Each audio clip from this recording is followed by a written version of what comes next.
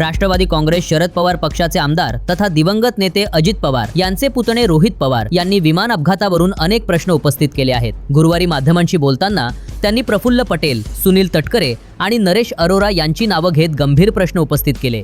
रोहित पवार म्हणाले की मागच्या काही दिवसांपासून अजितदादांना एकटं पाडलं जात होतं। त्याबाबत दादा अनेकदा आमच्याशी बोलले आहेत।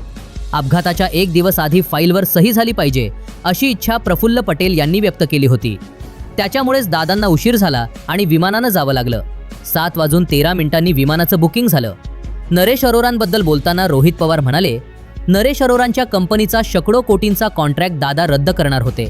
त्यावरून वादविवाद झाले, त्यामुळेच दादा गाडीनं जाऊ शकले नाहीत। काही दिवसांपूर्वी पुण्यातल्या बारामती हॉस्टेलमध्ये मी आणि दादा बसलो होतो, तेव्हा नरेश अरोराच्या कन्सल्टन्सीचे लोक आले होते। तेव्हाही दादा त्यांच्या स्टाईलमध्ये त्यांना झापत होते। 27 तारखेलाही शेकडो कोटींच्या या कॉन्ट्रॅक्टबद्दल चर्चा झाली होती। काही ठराविक नेत्यांची ती भूमिका होती की हे काम चालूच राहिलं पाहिजे, मात्र अजितदादांची त्यांच्या विरोधातली भूमिका होती। तटकरे त्याबद्दलच बोलत होते असा मला अंदाज असल्याचं रोहित पवार म्हणाले। 27 तारखेला तटकरे स्वतः उशिरापर्यंत दादांसोबत थांबलेले होते असं म्हणत रोहित पवारांनी पटेल, तटकरे आणि अरोरा यांच्याकडे संशयाचं बोट केलं आहे।